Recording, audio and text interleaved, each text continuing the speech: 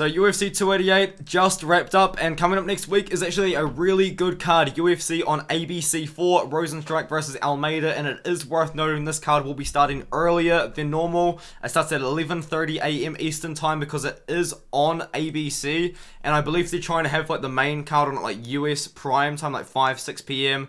give or take, somewhere around that kind of time period. So that means it's on at 3:30 a.m. for me in New Zealand. So I really would appreciate it if you come to my live fight companion. They're always a bit of fun. I always get really salty or really happy or a mix of both. It's usually a great time. I usually have pretty funny reactions as well because I'm kind of yelling and like just getting really into the fights because I love MMA. But before we get into that though, I do actually have my 125% sign up bonus on BetUS, and then on that side of the screen is my We Want Picks sign up. You get access to all of their bets, their picks, and also all of my articles, my picks, and everything else as well.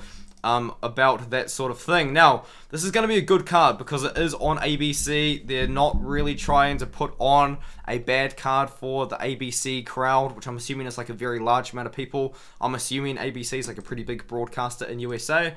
Let's go on. Jessica Rose Clark taking on Tainara Lisboa. This is a weird one. I never thought I would ever pick Jessica Rose Clark to win a fight in MMA again, and I think I might do it, but I really don't want to. I believe Tainara Lisboa has a Muay Thai background. I did a bit of research into her, and I think she was a Muay Thai world champion at some point into her career. And now that she's come into MMA, she's actually picked up a couple of decent wins. She's actually picked up a couple of submissions, but she hasn't really beaten anyone like that good. Now, neither has Jessica Rose Clark, who has all of a sudden become a wrestler, which is odd because she started as a kickboxer and then she had success in one fight with the wrestling, and then all of a sudden she just decided to wrestle and it's gotten her in trouble in her last two fights. Do not bet this fight. Do not bet over-unders. Do not bet anything. I'm picking Rose Clark, but I think Lisboa is probably the smart pick. But I'm on the Clark side. Just a weird fight to pick, really. Gabe Green taking on Brian Battle. Now, I believe Brian Battle actually opened as the slight favourite in this matchup, and Gabe Green, I believe, is favoured by the fans. He's not. Well, it's interesting. I saw a lot of people on Twitter picking Gabe Green, but if you do look into this fight, Brian Battle is going to be a striker here. He's not going to want to get wrestled and taken down by Gabe Green because he got dominated by Hanat Fakhrinidov in a 30-25 decision against him, I believe it was. It was domination. He was taken down and controlled for 3 rounds over and over and over and over and over again. Before that, though, he did get the cool win over Takashi Sato, and before that he was at 185 pounds. But now he's taking on Gabe Green, and Gabe Green's got that win over Johan Lainez, where he showed a really good chin, actually. Got knocked down and come back. He did lose to Ian Machado Gary, but that was a very close and competitive fight. And stylistically, this is a similar matchup. I think Gabe Green is probably going to be stronger in the clinch and in the wrestling if he does wants to go there. So I'm kind of feeling that side, but I might change this pick. But I'm going to go with Gabe Green at the moment. I think stylistically, it's a similar fight to the Ian Gary fight. The problem with Gabe Green, though, is this guy's had so many injuries in his career. But I think he should be able to get past Brian Battle. It's a tough one. I'm going with the underdog by the fan side, but the favourite on the betting odds. So now we move on to Jailton Kim versus Mandy Bohm. Jailton Kim's on a pretty bad losing streak, but a couple of decisions could have gone her way. The fight against Jocelyn Edwards could have maybe gone her way. The fight against Priscilla Cachoeira probably should have gone her way. But and then one of those losses is to the champion. But Mandy Bohm is not going to win this fight. But Jailton Kim at minus 250, that's really scary, man. Those odds are terrifying. But Mandy Bohm is always a very interesting case to me because when you watch her, she fights in a style which she's not good enough to pull off, and it's hard to explain unless you watch her fights. And the best example of this is the Ariane Lipski fight, because Mandy Bohm, she's doing like Floyd Mayweather kind of like shoulder roll, she's doing boxing, like she's doing all sorts of like things that she doesn't need to do, and she just fights weird. She fights really weird, and that's why Jailton Kim is going to beat her up. I think Jailton Kim lands more volume. I think she out-volumes Mandy Bohm, and sends Mandy Bomb packing, and Jeon Kim manages to keep her job and stay in the UFC. I think she beats up Mandy Bomb in this matchup. Also, Jeon Kim moving down to 125 after taking on Edwards at 135. So I don't mind Jeon Kim in this matchup. We now move on to Natan Levy versus Pete Rodriguez, a big topic of controversy within the We Want Picks community, because Jacob likes Pete Rodriguez, but Angelo likes Natan Levy, and I also like Natan Levy in this matchup. Do I think Pete Rodriguez can win? 110%, I do. But the problem with Pete Rodriguez is, in this guy's career, you just have not seen this guy face adversity aside from when he lost to Jack Della Maddalena. Like, we haven't seen Pete Rodriguez get taken down. We haven't seen him get controlled. We haven't seen what happens when the fight leaves the first round as a professional as well. Like, how good is this gas tank? Can he get back up if he's taken down? Natan Levy's like a karate striker that chooses to wrestle. I think he's got a pretty good bout in jiu-jitsu as well. I like Natan Levy to be able to beat Pete Rodriguez by taking him down and controlling him and trying to work for a submission. But Pete Rodriguez is going to be dangerous because Natan Levy, the way that he strikes, he does not deal well when his opponents pressure him. And that's what Pete Rodriguez is going to do. Pete Rodriguez is going to come forward, he's going to box, and he's going to put a lot of pressure on Natan Levy. And you did see Genaro Valdez have some success with a somewhat similar game plan. I do like Natan Levy to win this fight. I don't like the odds. I think Pete Rodriguez has a good chance of knocking Natan Levy out because you do see Natan Levy get hurt.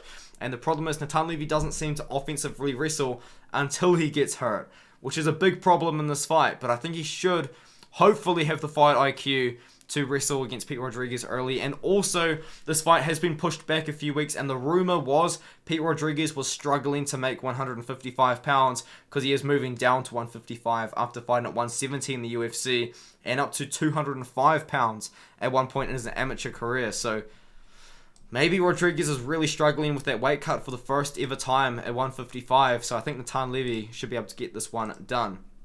Move on to Carlos Ulberg versus Ihor Potieria. Ulberg's minus 300. I understand. I think Ulberg beats up Ihor Potieria on the feet. Ihor Potieria, this guy just does not have technical striking at all. That's the thing that he completely lacks. He's got power, he's got aggression, but technique, it ain't there. Watch his fight against Lucas Sadolski. It's actually a very fun fight to watch, but he is fighting, and he runs out there, and he's just throwing like this, like an absolute madman. He's like going crazy, and he's landing, he's pressuring. He wasn't able to do it against Nikolai Nabagumarianu, who absolutely dominated him in that matchup, beaten up badly. Ihor Potieria showed an incredible chin, but and then he come back and beat poor Shogun. But that Shogun, 41-year-old retiring Shogun. Carlos Ulberg is a city kickboxer who has made improvements in his MMA game since he lost to Kennedy Nzechukwu. That loss has aged pretty well as well, since Kennedy is on a little bit of a win streak right now over good guys. He beat Fabio Chirant in a bit of a boring fight, and then he showed pretty good improvements against Tafon Nchukwi. And then when he beat Nikolai Nagumarianu, I feel like it's all kind of finally coming together for Carlos Ulberg. Ulberg is the much more technical and much more better striker than Ihor Potieria. Ihor Potieria's got power, but he lacks technique. Carlos Ulberg will be able to evade those shots from Ihor Potieria, and I think he can land. I think he can knock out Ihor. Maybe he won't knock him out, because as I said, Ihor does have a very impressive chin and ability to take damage. But I like Ulberg to finish this matchup, probably by KO. Maybe TKO'd. I don't think he's going to put him out. Cody Stamann taking on Douglas Silva de Andrade. Now, Cody Stamann, he robbed me, man. I picked against him. I picked Luan Lacerda to defeat Cody Stamann. I believe Luan Lacerda was a very big underdog in that matchup. And if you do actually look on MMA decisions, most people thought that Luan Lacerda won that matchup. Cody Stamann didn't really look that good in that fight. And against Douglas Silva de Andrade, he's going to probably have to use the wrestling, because Douglas Silva de Andrade, he's almost 38 years old now, but he is still a pretty powerful guy on the feet. You know what I mean? He submitted Sergey Morozov, knocked out Gaetano Perello. I remember putting a decent amount of money on him to do that, and he did do it. So thank you for that, Andrade. But I can see Cody Stamann putting on the wrestling shoes and taking down Douglas Silva de Andrade and trying to control him. He didn't really wrestle with Lacerda, but I think that was a respect to the submission ability of Lacerda. I think Stamen comes back. I think he beats the 38-year-old Douglas Silva Andrade by decision using his wrestling. If Stamen wins, it probably won't be a very exciting fight, but I do think he should be able to get it done. The next fight up the card is Carl Williams taking on Chase Sherman. The UFC loves to put the heavyweights quite high up on the card, and I do believe Carl Williams will win this fight, and I think he will be able to finish Chase Sherman, who is a very tough guy to finish. He's got a good chin on him, but you don't have the best chin at heavyweight when someone is on top of you and landing consistent ground and pound, and you can't escape. The ref has to step in. That's how I think Carl Williams wins. I think Carl Williams takes Chase Sherman to the ground, and I think he lands a lot of ground and pound, and I think he actually gets a TKO due to ground and pound over Chase Sherman. Carl Williams, I don't think he's actually really got too many finishes in his career. He's got 3. But I think the wrestling difference is going to be massive here. Carl Williams is a great wrestler at heavyweight. Chase Sherman is pretty much a pure boxer. And when he gets taken down, he doesn't really have anything. So it's going to be Carl Williams by ground and pounds TKO, in my opinion. And he's a massive favorite in this matchup. But Chase Sherman, Chase Sherman's not Francis Ngannou. You know what I mean? He's not a guy where you've got to stress about the one-shot KO power that could be coming his way. Now we move up the card. Matt Brown taking on Court McGee. I'm going with Matt Brown. I mean, it's a weird pick, I know. And he's such a big underdog. But the reason why I really am picking him is I don't understand why he's such a big underdog. I think Court McGee definitely could win this matchup using the wrestling, but Matt Brown is going to be there, and Matt Brown is a dog, man, and he's going to be landing big shots. He's going to be landing big power. We just saw Court McGee get KO'd for the very first time in his career, in his last fight, actually. Before that, he had an absolute iron chin. Actually, he's been KO'd before, but I think that was the first time getting KO'd in a long time, since he lost to Santiago Ponzinibbio in 2016. I think Matt Brown comes out here and beats Court McGee by decision, and I think he scraps it out, man. I think he keeps the fight on the feet. I think he scraps, man. He's a scrappy dude. Both guys are scrappy dudes. This is a good matchup as well, by the way. Putting 2 veterans, 2 older guys against each other, it's smart. It's literally good matchmaking, because I don't want to see Matt Brown take on like a Miguel Baeza, you know what I mean? And I don't want to see him take on these young, up-and-coming guys. Same as Court McGee as well. Like, I know he beat these guys, but I don't want to see him fight like another, like Sean Brady, for example. You know what I mean? Like, have these older guys fight against each other. I think it makes sense to me. I like Matt Brown as well in the matchup, and it looks like the majority do too. I don't know how I feel about Matt Brown by KO though, because McGee does have a notoriously good chin, but getting KO'd by Jeremiah Wells, I guess, isn't the best look. But hey, we'll move on. Tim Means versus Alex Morono. I like Alex Morono here. Alex Morono was beating Santiago Ponzinibbio on short notice before he ended up getting KO'd late into that fight. And Alex Morono was looking really good. Alex Morono is known for taking short notice fights too. He took on, Donald Cerrone on short notice, and he beat David Zawada, Mickey Gall, and then he took on Matthew Samuelsberger and kind of beats him up in a war. But I think Alex Morono should be able to get it done over Tim Means by decision here. I mean, maybe you get a KO. Morono was knocking Santiago Ponzinibbio down, which is interesting, but I think you've got to go with Alex Morono here. I think he might be able to outstrike Tim Means, which will be interesting with the reach and size differential here, because Tim Means is 6'2" with a longer reach than Alex Morono, who is a little bit smaller for 170, I guess you could say. So I do think that Morono wins by decision. It could be an interesting one. Tim Means could be a live dog. He could be a live dog in that matchup, though. We'll see. Mackenzie Dern taking on Angela Hill. This is an interesting one, because we just saw Angela Hill lose to a somewhat similar stylistic matchup. Mackenzie Dern versus Angela Hill is somewhat similar to Verona Jandiroba versus Angela Hill, and I think Mackenzie Dern will be able to get the takedowns against Angela Hill. I would say that a prime Yan Xiaonan, who just knocked out Jessica Andrade in the first round, has better takedown defense than Angela Hill, who does have good takedown defense, but I think it's just it's a big step up in competition for Angela Hill. I think Mackenzie Dern can get her down, and I think Mackenzie Dern can submit Angela Hill, and I do believe, if I'm not mistaken, Angela Hill has lost by submission a couple of times. She has. Most of her losses are by decision. She's very hard to finish, but she's not fighting lights out grapplers like Mackenzie Dern. I do like Mackenzie Dern to get this fight to the ground And on top of getting the fight to the ground, I also like her to get a submission in the matchup as well. I think she should be able to submit Angela Hill maybe in the second round, I would say. I like doing by finish here, second round submission.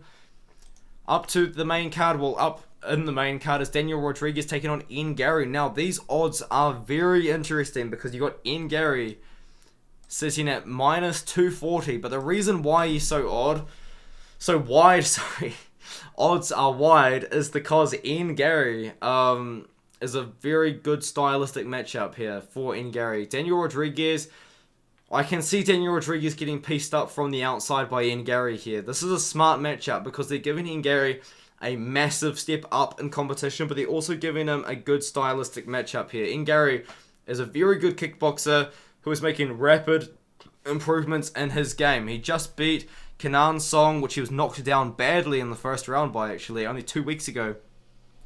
But he did beat Gabe Green, he did beat Darian Weeks, and he did beat Jordan Williams, but he didn't look that good in these first 2 fights that he was in the UFC, and now he's finally kind of started to get it all together. Maybe it's because he's training full-time, maybe some like personal things that were going on in the background are all settled, and now he can 100% focus on training. You never really know, but all of a sudden, Ian Garry is kind of showing the promise that he once had when he fought in Cage Warriors. I do like this matchup for Ian Garry. Would I play him at minus 240? Probably not, because D-Rod is going to be a live dog. D-Rod is a good boxer. He does have wrestling and grappling if he needs to use it, and he does have power. But stylistically, I really can see Ian Garry kind of dancing around the outside of Daniel Rodriguez, touching him up consistently like he did against Kenan Song, but not getting knocked down and not getting knocked out. I like Ian Garry to win a decision against Daniel Rodriguez here. I think it's a very good stylistic matchup for him. Anthony Smith taking on Johnny Walker. It's a rough one, but I really do like Johnny Walker to beat Anthony Smith by knockout. I do think that Johnny Walker should be able to KO Anthony Smith here. Anthony Smith, I love the saying, on paper, is the greatest light heavyweight of all time. I think Johnny Walker knocks him out. I just do. I like Johnny Walker to keep the fight on the feet and just kind of stay patient and land powerful shots. But there is a reason why the odds are so close. Because if Smith wanted to take the fight to the ground, he probably could. Can Smith potentially even outstrike Johnny Walker? Maybe. I mean, I don't really know for sure. Well, I don't think so, which is why I'm actually picking Johnny Walker. But you've got to look, man. He's taken a lot of damage in his career. You know what I mean? Anthony Smith, 9 losses by KO. 5 losses by submission, one of those KO losses as well. Or was it a decision loss to... It might have been a long time ago though, but he took a lot of damage against Glover Teixeira. 5th round ground and pound TKO. He probably shouldn't have gone out for that 5th round. It was pretty bad. You're seeing Anthony Smith take a lot of damage in his career. He's coming off that loss to Magomed Ankalaev, which was weird because he kind of got injured in that fight, but I think Walker knocks him out on the feet, man. He's just built different. You know what I mean? He's got a long reach. He's got the height. He's got the range as well. He just KO'd Paul Craig, which was a very interesting KO. Kind of how it happened with the caught leg kick, and you know what I mean. He beat Ion Kutalaba, but yeah, that's just an win. You know what I mean? But I just think Johnny Walker knocks out Anthony Smith. I don't think I really gave any good reason why I think that happens, but I just think it happens. Also, Walker's grappling is improving as well. Jairzinho Rozenstruik versus Jailton Almeida. Someone's messed up the odds on Tapology here. Hold on, let me get the correct odds for you guys. Jailton Almeida, I believe, is the minus 560 favorite, and I think the big dog is Rozenstruik. Yes, that's correct. So Jailton Almeida is sitting about minus 550, minus 600, and Rozenstruik is plus 400 as the dog. I think Jailton Almeida wins this fight, but if you look at Jairzinho Rozenstruik's Instagram and Twitter, Rozenstruik seems very confident that he's going to get it done. And there is actually a chance that he does, because he does have really good kickboxing at heavyweight. But he freezes. He's the frozen one. You know what I mean? I did pick him to beat Chris Dalkaus, but a lot of people didn't. And I think Rozenstruik is going to get taken down by Almeida, and his grappling is nowhere near good enough. Good enough to keep up with Jailton Almeida, who we just saw out-grapple Shamil Abdurakhimov. Was it as dominant as we expected? Not really, but Shamil Abdurakhimov is a good heavyweight grappler and wrestler. He just submitted Anton Tulkaj, who did take the fight on short notice, to be fair. Dominated Piker Porter. It is a big step up in competition for Jailton Almeida, but Jailton Almeida really is kind of looking like a future heavyweight champion, and maybe even future light heavyweight champion as well, just with the way that he's been able to dominate with his grappling. And I do think we can see Jailton Almeida take Jairzinho Rozenstruik down and submit him probably early on, maybe ground and pound TKO, but I think submission is a lot more likely in this fight. I think Jailton Almeida will be able to just out-grapple with much better Brazilian Jiu-Jitsu, much better Brazilian Jiu-Jitsu, out-grapple Jairzinho Rozenstruik, and win by submission. I think he submits him. I know ground and pound TKO is pretty likely, but I really do like Almeida by submission, maybe round 1, round 2. If Rozenstruik wins, it's round 1 KO. I don't see this fight going the distance. Absolutely not. This fight's not going the distance. I think Jailton Almeida gets the submission, and I think he gets it done early. So I like Jailton Almeida in this matchup by submission. I think most of his wins have come by submission. They have. He's never won a decision, which is interesting, but yeah, I'll let you guys ponder on that one, but I'm definitely going with Almeida. Big favorite. Let me know what you think in the comments. Let me know what you think about UFC 288 in the comments.